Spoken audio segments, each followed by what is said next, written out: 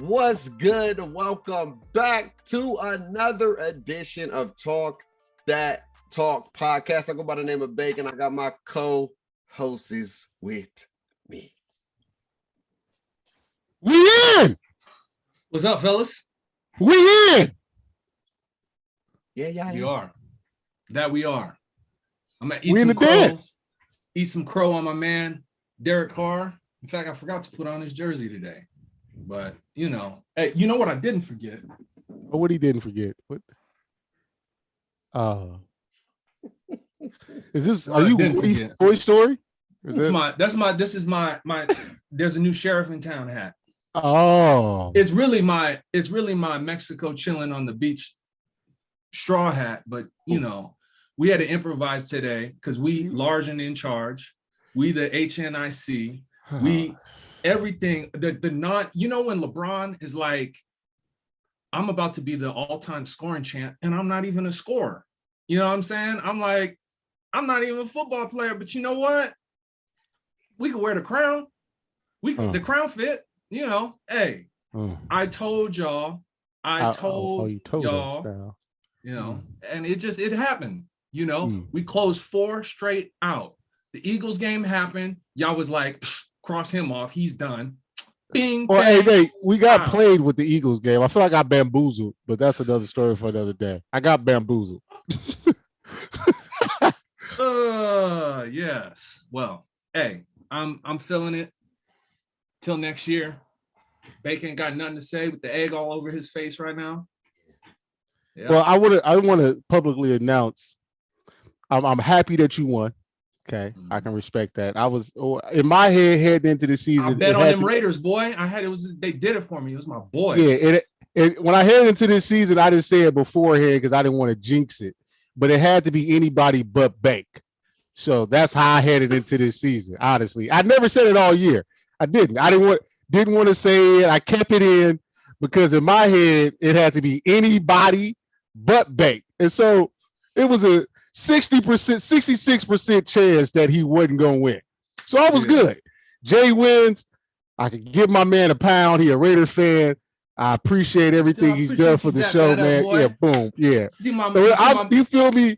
It's good that Jay wins because if it wasn't me, I'd rather it be Jay. So I'm happy about that. Hey. But the second thing, before I let Jay light skin ass off the hook, I think we had 6 Raider games this year. I bet on 2 of them. Jay took the Raiders twice out of 6. And the one that mattered, because the other ones have counted, right? You feel me? They've counted. But the one that mattered, he gets right. This is crazy. This is crazy. I feel attacked as a Raider fan. You know what? No, but here's the truth. I've wanted to bet on them plenty of times before, but as the track record says, and being in on this for almost 2 decades, and I was almost proven right. Do you know why I didn't want to pick them? Is because when you give up 4 4th and 10s, 3 of them in the 4th quarter, not 8 overall. 8. Yeah, when you give up 4th and 21, when you give up, like, this is why, and I was actually right and lucky at the same time. You know what I'm saying? Because I was like, but you know what I couldn't have happen? I bet against them and lose the roof, Chris, on top of betting against them. Ooh. And scare money don't make no money. Hey, yeah, that'd have been real egg on your face. That bet against them and they win and I lose the roof, Chris, on it. Yeah, that's I said, but the 4th and 10s though. The 4th and 21s, though, I said, no, you know what? We're just going to have to take this. Let's talk about it. Hold on. Are you finished? I'm done. I'm done. Can I get my flowers? Yeah, I'm giving you your flowers.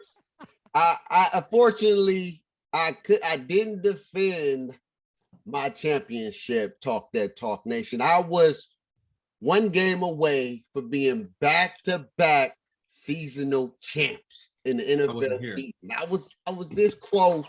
And we're going to talk about the game that really cost me the chip. But we got to talk about the Raiders and not San Diego. Because no, we can send them back. They can go back. I don't know what they're doing in our city anyway. and Los Angeles.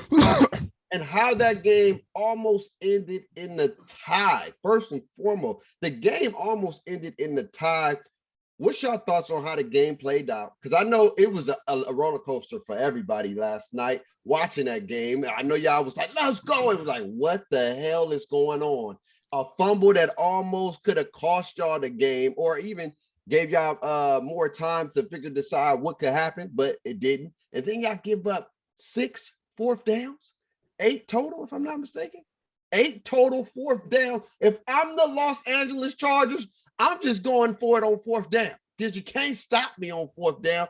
Why would I play safe? You went for it on fourth down when you didn't even need to go for it on fourth down, only down 3, which I truly feel like that was the defining factor in the game because that's points you can't get back and a missed field goal as well too. But again, that's we can't even trip about that. At the end of the day, the Las Vegas Raiders, they got the job done. But the crazy part about it is, let's talk about it. Y'all was actually playing for the tie. Let's get the nonsense out the way. Y'all got a first down on a 3rd and 8, ran the ball twice, let the clock run, and then y'all was gonna let the clock run and maybe throw a pass play. But then the Chargers gave y'all a timeout, and y'all come out in a running formation. It was no receivers out there. It was. I'm talking about it wasn't a pass play. It was a run play all day long. It was a run formation. Y'all was running that football, and they give up not just 4 yards. They get up like 10 yards to put y'all in field goal position to win the game. What's your thoughts on this? Because I was like, bro, are they about to do this for real? Yeah, so 5 times. What's your thoughts on it? And kept going. Go ahead, DJ. Yeah. So, Talk That Talk Nation. You get a chance, and I was gonna send it to y'all too. It just slipped my mind. A lot of stuff been going on this morning. Go check out Emmanuel Acho's Twitter. Emmanuel gave us a solid little quick breakdown because I was confused on what Brandon Staley, the coach of the Chargers, was saying about he called timeout about personnel. So the short recap of what Emmanuel Acho said is before the play, he had the right personnel in to stop the run, which is a 4-2-5 defense. He had 4 D linemen, 2 backers, 2 safeties, the corners to deal with 11 personnel, which is a 2 tight end set or a 1 tight end set with the wide receivers. When they came out, they took a linebacker out and put in another safety. So when Emmanuel broke down the run play, he showed how the linebacker and the safety didn't do the correct run fit, which allowed Jacobs to get up into that little crease and get that first down. And for the most part, the Raiders was playing for the tie. I think it wasn't that they was playing for the tie. They was playing to give Carlson a chance just to kick the field goal. So it was either with no time left. So I wouldn't necessarily say they was playing for the tie. They was playing for sure that we're going to the playoffs regardless. Either we sending them home or we both going in. And so like when I look at the timeout to me is not the issue. The issue is the Chargers didn't stop the run, and the personnel switch didn't help out them stop the run to begin with. And so, but I mean, with me, this game shouldn't even came down to that. I'm disappointed in my team giving up a 4th and 21. Thank you. That hurts because I've been a big proponent about playing prevent defense on 4th and longs. I'm the guy that I'm going to send pressure. Me, in that situation, 4th and 21, I'm sending a 7-man blitz, okay? We're going to lock up, and if you bums can't cover for 2 seconds, because that's all the time he's going to have. If you bums can't cover for 2 seconds, then we don't deserve that anyway. It's worse when you drop 8 into coverage and they still get the touchdown versus you send 7. Not on you know how the Jets did us where they kind of went full all-out blitz, but you send 7, create that pressure, force him into something crazy, and live with it. So, like, man, we gave up that 4th down, then all the other 4th and 10s and the 4th and 8s and the 4th and 6s. And it's just like I said, man, to me, it shouldn't even came down to this. We should have won that game going away like we was doing, but I'm happy we in the dance, and it's a proud day to be a Raider fan. Yeah, I'm a contrarian, and I look at it and it's like I'm not gonna. I mean, he's got a track record that the Chargers coach this year of making some sketchy decisions. And if your defense is next to last and you're supposed to be a defensive coach, there's some problems there. So they got to ask themselves on if he's the guy. What I will say though is that I would trade this playoff appearance. And this is not the moment to slander Carr, but I'm just looking at the game in hindsight and I'm like, man, I trade the playoffs. I'll take Justin Herbert over Derek Carr and his youth and his, contract situation and all of it, because I think their future is bright. So they're good. Where with the Raiders, I did not condone kicking the field goal unless it's a last ditch effort kind of thing, because to me, it's more than winning the game. It's how you win the game, because it exudes confidence, right? And a tie just doesn't sit right, bro. That's not the mentality that somebody who's going to the Super Bowl carries. So to me, had they just let the clock expire, I would have felt gross as a Raider fan. And we went to KC. I want the ball. That's a yeah. And it's not like we're not afraid of KC. You want to fight them when we have to fight them. I'll take Cincy first round and deal with that rather than having to go to KC right now. I want them. Just be honest. I just don't condone anything associated with that field goal and weak-minded mentality. I don't. Well, and to be honest, Here's my thing before you go. So Jay, let me ask you this real quick. So after they got that 3rd and 8, you was like kind of still keep your foot on their neck, go down there, and if like say you get to the 20-yard line and you end up kicking a field goal because you had that. There's a balance. The Chargers coach was too aggressive. Yes. And the Raiders in general were just defensively all of them was too conservative. Mm-hmm. And to me, it's a combination of calculated aggressiveness, some rock, paper, scissors. I'm going to, you can guess wrong, but as long as it's measured, you got some common sense reasoning behind your train of thought. But like there's a middle ground here, and it was funny how the game played out. And so there's some deeper questions as to the integrity of it, because both the Raiders and the Chargers played it straight up, and the Steelers would have been mad, but I don't think that they would have been asking questions on integrity stuff. They would have just said, what would you do? The thing is though, is that it would have potentially created an issue down the line when the wrong coach and the wrong team gets put in that position. And I'm like, dude, no ties. Week 18, no ties. Play to the end. Period. Dot. Because that could have got ugly. I'm telling you right now, if you guys would have not charged, but if you in the Chargers would have tied yesterday, the world would have been on all kinds of conspiracy theories. There would have been a whole bunch of, because that's all they've been talking about throughout. It just makes you feel like, and I'm glad it didn't end on the tie. It makes you feel like the NFL can be scripted, because hey, can't believe what happens if it end on a tie.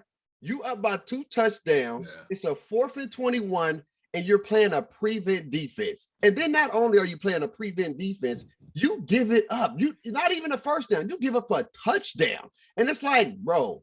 And then Derek Carr comes on the next possession, and through the grace of God, the dude from the Chargers missed a fumble opportunity. Well, that was the possession after the game was tied. It wasn't because the next possession, the Raiders ran the little trick play. No, never mind. It was that same possession. It was. I thought about it. And they fumbled the ball on your own 20-yard line. In the grace of God, the dude, I don't know what he was trying to do, try to scoop and score instead of just falling on it. It wasted Chargers time, and we don't know what could have happened if they would have scored early and then probably stopped y'all, because they still had 3 timeouts. But again, my biggest thing with that game yesterday is the conservative play calling, when y'all should have just said, all right, let's put these boys out.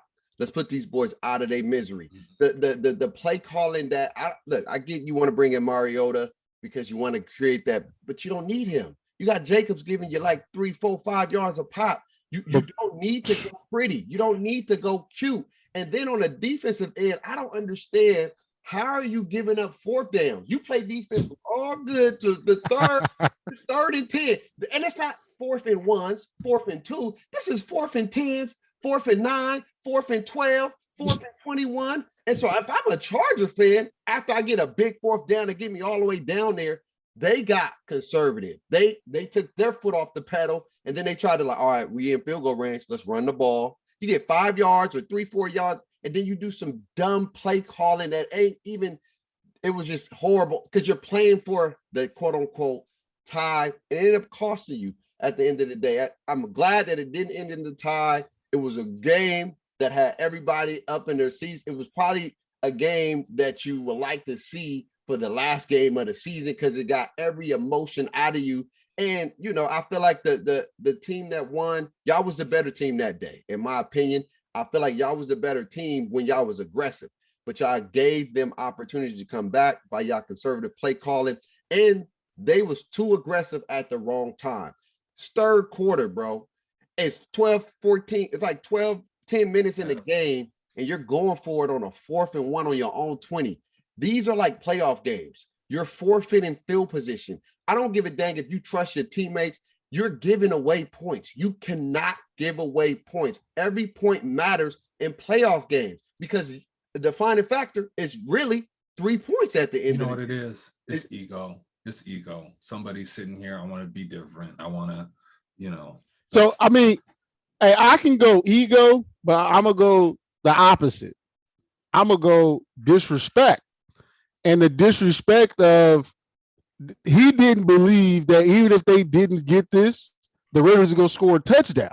And he proved to me to be right, because in his head, if we only concede 3 in this situation, worst case scenario, we only down 6. We give up 7, I look like an idiot, but it is what it is. He didn't feel the Raiders can go score in the red zone. And like, if you playing against us, we one of the worst red zone teams in the league. So when we factor in those percentages, he has a little bit of validity, not a lot. Me personally, I'm not calling that. I'm going to punt the ball, play defense, and live with the results. But to him, A, if I only give up 3, I'm down 6. B, the Raiders have one of the worst red zone offenses out, and it showed to be proven right. And, you know, that's just what it is. If that was the Chiefs, do we do that? No.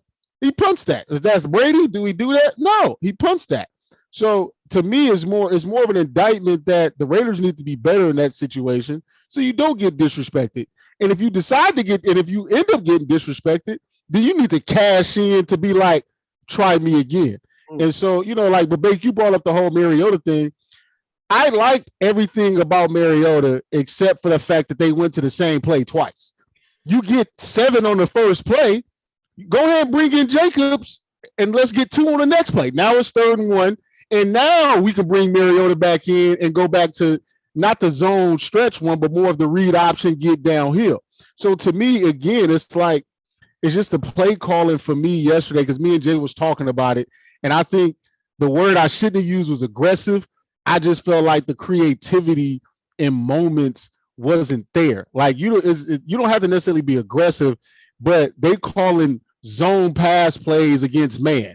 They calling man pass plays against zone. Like, they was never that, to me, they never got a real beat on the Chargers defense to exploit what needs to be exploited. And then when they did call the right play, Derek Carr either missed the throw or the O-line didn't protect. So to me, it was like we never quite did everything right. And we just so happened to, you know, had that little lucky bounce here and there, man, to win the game.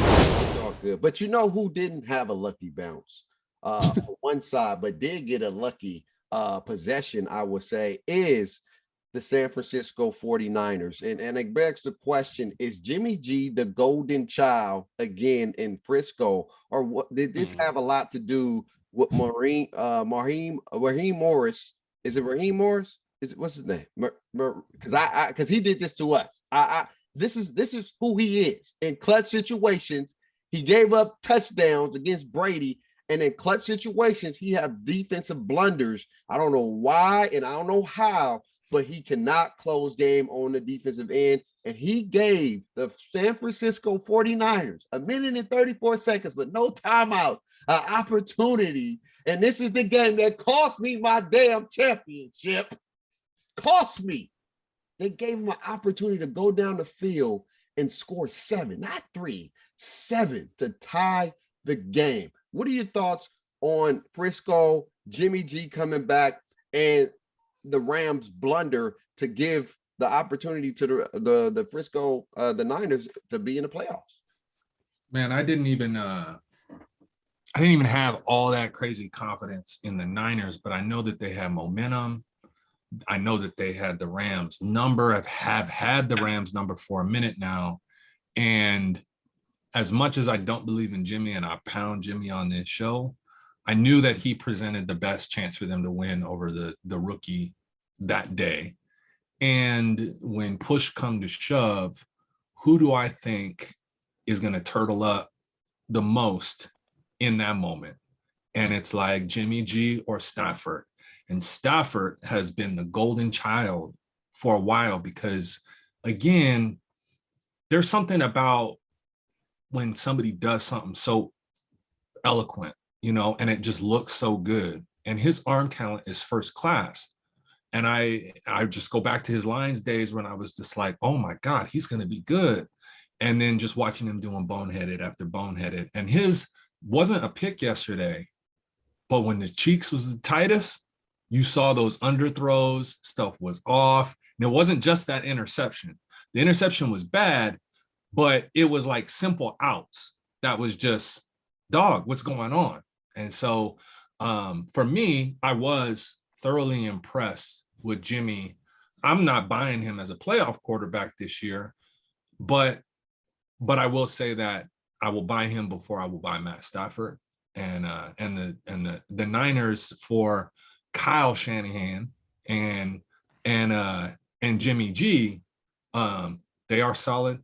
Schematically, they're right. Roster, talent, overall talent, they're right. So I'll take them over the damn Rams any day.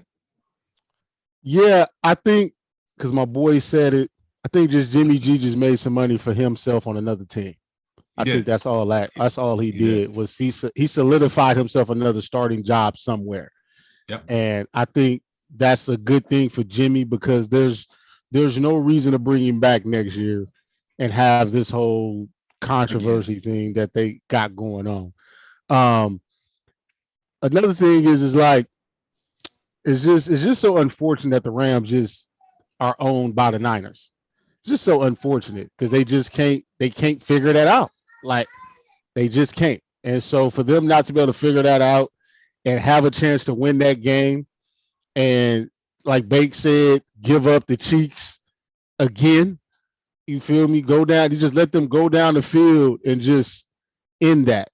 And I mean, it will tie the game up and and go to OT. And then that last throw by Stafford. OBJ had that man beat. Had him beat. That was a house call. Yeah. And it's like on a deep ball, you're supposed to make it to where your guy can catch it or it's not catchable. And Matthew Stafford's arm talent is too damn good for him to underthrow that the way he did to cost him that game. Granted, the DB made a great play. Like, you really got to give a lot of kudos to Aubrey Thomas for how he was in trail technique and was able to adjust to make that play, because that was a hell of a catch on the sideline to win that game. But, the Rams are the Rams.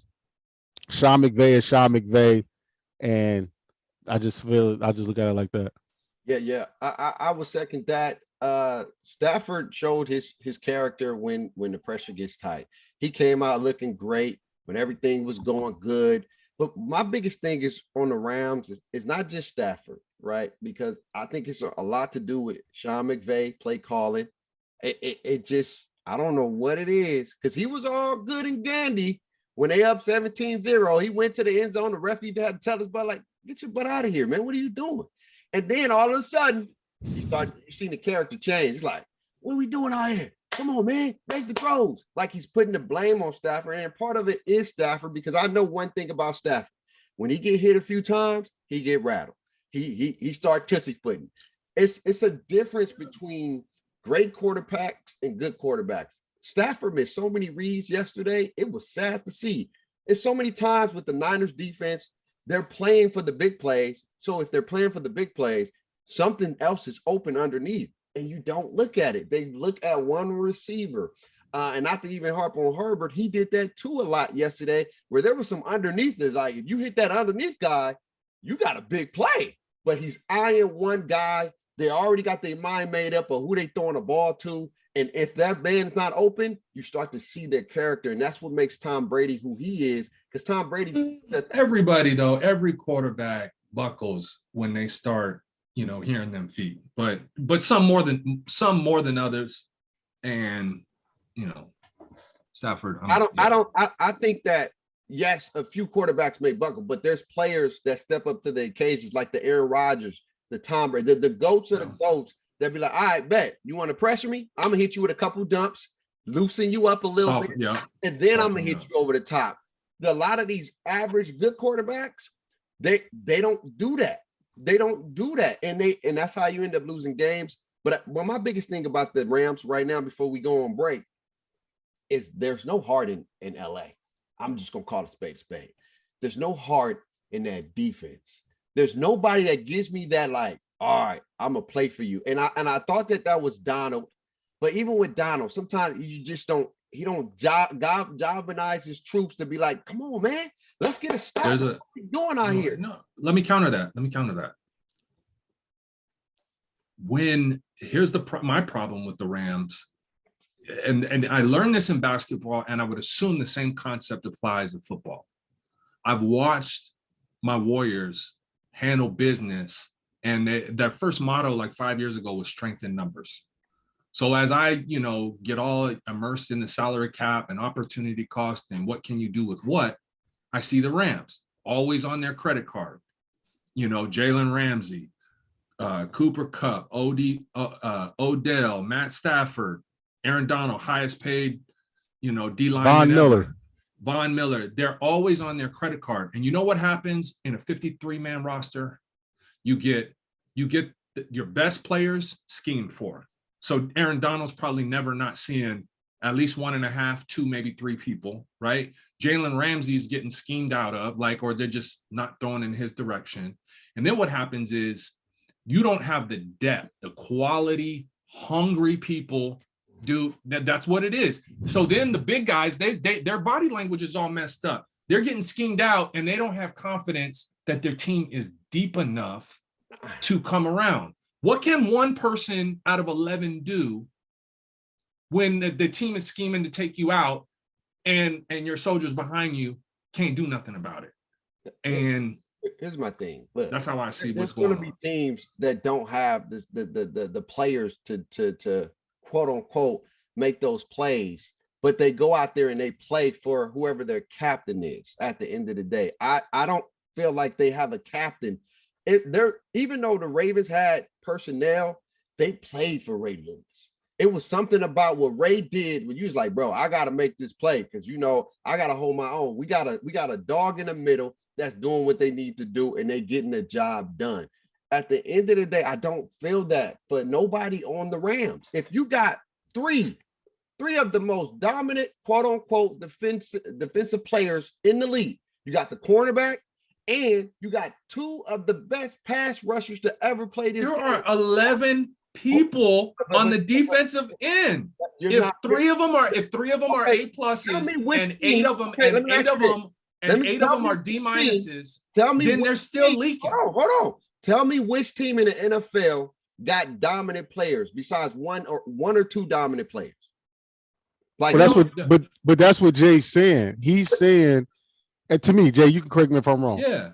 Jay's saying I would take one superstar on defense, like one guy, and give me. So if superstars are A plus, yeah, give me one A plus and give me a whole bunch of B's, the B pluses on my defenses. Yep.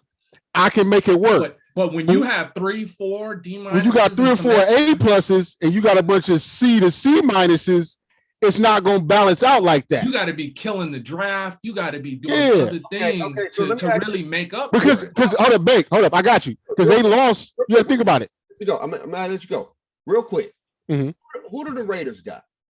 Because they got some dogs over there, but their leader is what's that? Crosby. 98. What Crosby. Yeah. He's y'all play for him because he's getting double T, he's getting triple T, he's getting all of this, but y'all play for him. Y'all look back for him. And though y'all we are getting cheap labor across the board. We've been stacking talent for a minute, dog. We got cheap labor out there all across the board. You go make a nice signing in Yannick Ngakoue. Y'all got a lot of B tier players, or y'all got a lot of C tier players. I'm saying we stole a lot of low budget, cheap labor, B minuses. We good. Yeah, I didn't even know who the hell Denzel Perryman was. You really I was like, who's this guy out here killing? Besides those 3 players, they got C+ players out there. Are you really telling me that? Yeah. No, what I'm saying is no, Bank. What I'm saying is you got to think about it. And there's 5 games this year. Yeah, bro. Come out. Yeah. We get off the Bank. This offseason, they lost John Johnson. They also lost their slot corner and Troy Hill. Both of them went to the Browns, right? They lost Michael Brockers, a defensive tackle. Oh. I think they lost Michael Brockers, if I'm not mistaken, a defensive tackle that complemented Aaron Donald. And so when you lose that kind of talent, you got to replace that kind of talent. John Johnson signed a big deal. You don't sign big deals unless you are proven and productive. Troy Hill signed a nice signed deal. You don't sign good deals unless you are proven and productive, or as Jay would say, based on your potential, because that's what you pay for. Even your potential. Who's the one we got? Littleton, right? He has been underachieving for us. Oh, he was trash. He got paid for a reason. Because he was balling with the Rams. Yes. Yeah. Why? Because they had Aaron Donald, we don't. Because the circumstances lined up. The fundamental thing I'm getting at here, bro, is depth. You can only go to the store and pay market value for premium talent so much in a salary cap driven league. You can't go shop for A+. I disagree. I just feel like you got 3 defensive leaders with nobody on that team to lead that defense. Nobody. Hey, I'm gonna give you a hot $20, and I'm gonna ask you to go make me a gourmet Anthony Bourdain 7-course meal. That's fine, but at the end of I can make a gourmet with $20 if you know what you're doing. If you know how to cook, I can make a gourmet meal for $20. I don't care who. That's subjective. The gourmet meal must be subjective to you. You get some pasta. Get some garlic bread, and you can stop that thing up. Bet that up. What you mean bet that up, Grandma? Listen, I like Bank. I look at it like this. I feel like your premise of I think Bank's thing is they lack leadership. They lack true leadership. And even if they and Bank look at it as all these good players, all these Hall of Fame talent, and none of y'all are leading. It was a time where a Von Miller led that Bronco charge. That's what I'm getting at. Thank you. You feel me? It was a time where Jalen Ramsey led that Jacksonville Jaguar charge. You feel me? They played for him. It was a time when Aaron Donald led that charge, where they played for him. With people, you was like, I don't even know who they got over there, but they was doing what they was doing. My thing with the Rams, and I see that even when you like, all right, bet we got to get this stop. Let's get this stop. Let's get the stop. The offense ain't getting it done. Let's get this stop. They just look deflated. They look defeated. And you're at home. I didn't feel like somebody's telling me, like, let's get it together. Let's get it together. And that's what I feel like the Rams are missing. Maybe they're Hollywood now. Maybe they just good. They're getting paid and they don't care. But what I'm getting at is I don't see a leader on that defense. And I think that's why that defense, because a lot of their defensive mishaps is defensive miscommunications, not being where you need to be. That comes with lack of leadership, directing your player, especially if Jalen Ramsey is a free safety. He sees the floor. He's a corner. No, but he plays a free safety sometimes. He plays free and corner. He don't play like corner as much. He's a roamer right now because they don't want him to get schemed for, like Jay was talking about. But what I'm getting at is I don't sense a leader. When I watched that game yesterday, I felt like when the Rams were losing control, that's when your defense got to come and say, let's get a stop. And they got one. They got one. They did. Jalen Ramsey made a hell of a play. Hell of a play. Jimmy G gave them a Christmas gift because he threw a ball between 3 people, which was a dumb pass in the first place. So he gave it to him, but he made that play. But you know what's crazy? And I'm gonna tell, and we can go to the commercial after this. Is when the offense didn't get that first down, you know how the defense be like, let's go, let's get this done. The facial expressions. It was like, here we go. Like, yeah. It was like, damn, bro, they couldn't get a first down, bro. And you're answering your own questions. But that's because if I'm a defensive leader, if I'm like a Kobe or a Mike, if I'm the guy, I'm like, well, let's get it done. Let's get it done. Let's get it done. If I'm Ray Lewis, all right, bet. Let's get it done, D. Because the biggest thing, Jay, and I know you said you kind of stopped your football thing at a younger age, is when you were in these wars with football teams, the offense is the offense and the defense is the defense. And both sides would legitimately say, I shouldn't have to rely on you to go win it. You feel me? Because as a defender, when I walk on that field, it's like, if we hold them to 0, then my offense should at least give me 3. And our offense is like, well, if I score 28, then you better hold them to 27. And so the mentality of both sides have to be, we're going to go do this. And kind of what I think what Baker's alluding to is he don't see nobody on the offensive side, but you know what? Or the defensive side saying that. You're right, and I get it. And I'm sitting here looking at it like, if I'm Aaron Donald or I'm Jalen Ramsey, and I'm looking at Stafford, and I'm like, inside my confidence is wavering, right? Yeah. That conversation topically is for the offseason. Inside, I'm like, I know what I should be doing as a leader, but you can't help it if you really deflated and you just like, I don't believe in this dude. So I'm not saying that your competitive character needs to kick in. I'm not saying that they're absolved. But again, when you feel like I'm getting triple team, what the hell else you want me to do? And then it just bleeds into your body language and everything. Like, I get it. Jalen Ramsey, every time I move over here, it's whack-a-mole. They throwing over here. I can't, I can only impact the game so much. It's going to affect you. Whether you out there riding for your quarterback or not, it's a factor. And I'm telling you, the depth is the number one issue. And well, we can agree to disagree, but we're going to come back and talk about the team that created all this chaos for everybody when we come back. So tune in to Talk That Talk Nation. We'll be right back. Welcome back. Talk That Talk Nation. Back. And oh my God, this team right here, they had the whole world in their hands. They had the playoff picture in their hand. They had the ability to determine who makes it, who don't, in their hands. And let's just say they dropped the biggest ball in NFL history. A team, all you got to do is be probably one of the worst teams in the NFL. They playing for draft picks. They ain't got nothing to lose. But you going to Jacksonville.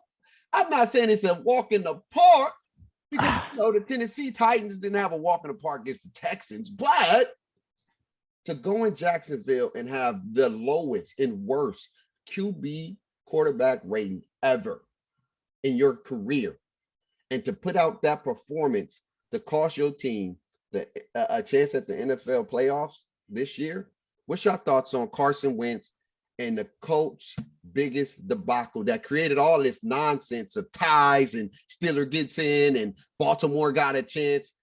What are your thoughts on that? I could have sworn I kind of caught this.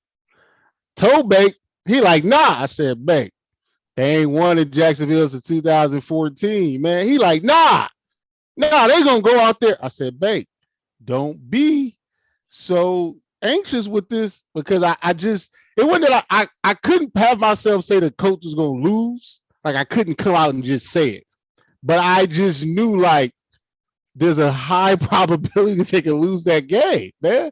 Just how things is. It is like, the coach showed me who they was. I said it before the season started that I just didn't fully believe in them just yet. I believe in Jonathan Taylor. I do. Because I won my fantasy league. He's going to be my number 1 overall pick next year. for my league. So, but I believe in Jonathan Taylor, but they still got holes on the outside that they need to fix. And then I'm just not a big Carson Wentz believer. Like, I just don't believe in his ability to be really transcendent, as Jay would say. He's not, to me, he's not one of those quarterbacks that's in that upper echelon of talent. I feel like he's a product of everything kind of needs to be right. He's in that, to me, he's in that tier with Carr. I just feel like he's had more injury issues and better teams than Carr and a little bit more stability overall. But it happens. The Colts just, they showed you they wasn't a playoff team from the get-go. They got hot and had everybody like, ooh, but then they had some real questionable losses. And then the last one was the most questionable. So, it is what it is when it comes to Indianapolis. Bro. That's in Indiana, people, not in Baltimore. Like, I'm sitting there at the gym. I'm on the leg press machine. And don't get it twisted. I got look at him flexing. I know. I got the chicken legs, man. I'm like one of them. The gym memes are made for with the leg day. So I'm not even fronting. But the reason is I was on the leg press, and they got the red zone on the TV right next to the leg press machine, and I'm sitting over there, and I look off to the left. Man, I almost crushed myself on the damn thing because I had to do a double take. I was like, 23-3, right? And I'm like, the Colts must be winning. And I'm like, wait. And dog, I'm telling you, I was so like, what? Wait, what? Gotta pull out my phone. I'm sitting here. How much longer is in the game? And it was just a complete shock. And I'll tell you, I go as far as to say that. Let me tell you how, because you guys know I was optimistic on the Colts. I was like, their roster from top to bottom, I expect them to win the division. And then I'm like, okay, he missed all preseason. Let me give him some runway. But that second Titans game, I was like, oh my God, wait, something's off here. He almost won the MVP that year, like 3, 4, 5 years ago. And now after yesterday, I'm off completely. And I also— So with all your shares, huh? So I never really had that many. I just bought a couple, and I was over here like saying, the Titans are going to fall off and he should win. The thing is now I'm a firm believer, whether it was a psychological thing after the injury or how ugly it ended. I honestly believe if you could turn back the hands of time and he had not gotten hurt, they wouldn't have won. You're like, oh, they would have won because he's an upgrade over Nick Foles. Wrong. Somebody who doesn't show up on the biggest day where you needed the most, like, I can't pencil him in for a Super Bowl. That's just not how it works. And I'm sitting here thinking to myself, they would not have won had he not gotten injured. That's how far I've fallen with Carson Wentz in the matter of 6 weeks. Here's my thing with Carson Wentz. I'm going to give him a little pass because the same thing that happened with Cam Newton happened to Carson Wentz. After Cam got the vid, he was never the same quarterback after that for the rest of the season. He just struggled. And I'm not going to put it purely on the vid, but let's just call it a spade a spade. He was playing some of the greatest football before that, caught the vid, came back and started looking lethargic, out of this world, making bad reads, just not playing up to the standard that we thought he was playing at. Because he went into Arizona, got a big win. He beat the Patriots the next week. The next week, got another big win. And then he catched the vid. We don't know if he's going to play that game. And then all of a sudden he plays, and it was a up and down game against the Raiders. Then you're like, all right, cool. We got the Jacksonville. And the game you needed the most, the game that you just got to go out there and perform. Everybody looked so confused and dumbfounded that they lost that game. Even the head coach, he said, I was not thinking that. It was almost like your girl breaking up with you out of the blue when everything was going great. And she's like, I just don't want to be in a relationship no more. You didn't do nothing wrong. You was great. Didn't cheat, didn't do nothing. She ain't even talking to nobody. She said, I don't want to be in a relationship no more. What? You want to be in a relationship no more? It's just done? It's over? like that. That's what Carson Wentz did to the Colts yesterday. It was just the reads, the passes. He just wasn't. He was a shell of himself, and it was disappointing to see. And at the end of the day, now, Coach got him to win now. So look where the Eagles are at, and look where the Colts are at. The Colts are at home. The Eagles are in the playoffs. The Eagles saved like 70, 80 million. I don't even know what the number is. Well, they saved that, and they got a couple picks. Hey, Jay, but you know the crazy thing is, the highest paid person on the Eagles was Carson Wentz. Yeah. Oh, it is what it is, man. They got some explaining to do, and I know right now Indy is wondering, like, is Carson Wentz our future quarterback? Is he's a quarterback of the future? I know he got. If they're smart, they'll move on. Either you got it or you don't. And exactly. But let's move into the Steelers game. Oh my God, Big Ben retirement season, or maybe the last time he suits up as a Pittsburgh Steelers. He got life because of Carson Wentz in the Colts debacle. What are your thoughts on Pittsburgh making the playoffs and damn near how they made the playoff? That game went down to the wire and it went back and forth. But hey, the Steelers got it done. What are your thoughts on seeing Big Ben and the Steelers back in the playoffs yet again? Happy for Ben. I honestly want him to win. Anybody that can get the Chiefs up out of here, so I ain't got to fight the Chiefs, is my friend. You know, what's the old saying? What's that saying? A friend of a friend or something. Yeah. Yeah. Something to that effect. A friend of my enemy. My enemy's enemy is my friend. Something to that effect. So right now, go Steelers. Enemy is my friend. Yeah. So right now, go Steelers. Because if they can get the Chiefs up out of here, I think the whole AFC would take a. So that's what I'm on. It's just one of those things, man. The Steelers was counted out when they was 1-3. They was counted out when they was still losing when they lost to the Chargers, when they lost that game to the Vikings, and like they point differential the first half was the worst, and then they had bounced back in the second. It was just crazy. They were dealing with COVID and injuries and Big Ben tripping over himself, all kinds of random. But to me, it goes back to the leadership. You can't question a Mike. You can't question a Mike Tomlin team, bro. Boom. When you got Mike Tomlin, you got a shot. And as long as that man is the head coach of your football team, I know you're going to be competitive. I know you're going to be in games. I know we're going to go out there and they're going to fight. And that's what the Steelers did. They had resolve. They fought through all the adversity that came that way. That was a classic Ravens-Steeler game that has been the same classic Ravens-Steeler games over the past umpteen years. And I mean, just kudos to the Steelers, man. It'd have been sad to see them not make it because of a Raider-Charger tie. But, at the end of the day, they're in, they get KC, and I need an upset. That's what I want. Yeah. So I don't think it's going to happen, but I would like to see it. I think I'm winning. They won pretty much despite Ben Roethlisberger.